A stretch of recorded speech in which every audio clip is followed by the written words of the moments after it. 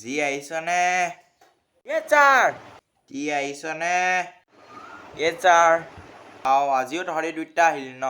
তহঁতৰ দুটাক কালি নাহিবলৈ কৈছিল না মই? সদায় স্কুল আহি থাক, মই পঢ়াই থাকিব নোৱাৰো নহয়। বাৰু হ'ব দে এতিয়া যিয়ে কচোন, এতিয়া বৰ্তমান অসমত কি চলি আছে? ছাৰ এতিয়া অসমত ককাকক নাপায় ভায়েকলৈ যোৱা, ভনীয়েকক নাপায় বায়েকক অনা চলি আছে।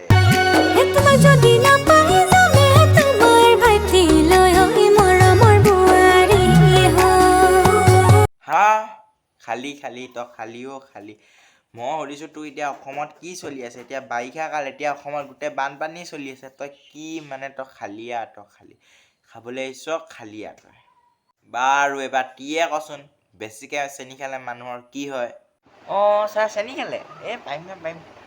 চেনি খালে গাৰ্লফ্ৰেণ্ড ধেৰ হয়, এক্সো ধেৰ হয়, আৰু যাৰ চৰ খাবলগীয়া হয়, আৰু মানে চেনি নাম বুলি জোকাৰিব আপোনাক, আৰু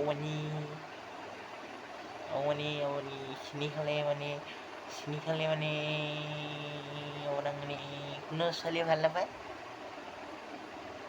পাব আৰু আপোনাক যেতিয়া গম পাব আপুনি চেনিৰাম বুলি, তেতিয়া আপোনাক জোকাব।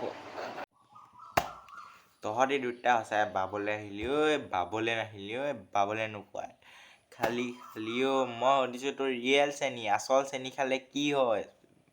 আচল চেনি খালে মানুহৰ চুগাৰ হয় নে? খালি দুটা বাবলৈ আহিছোঁ, বাবলৈ নোকোৱাই বাবলৈ আহিছোঁ।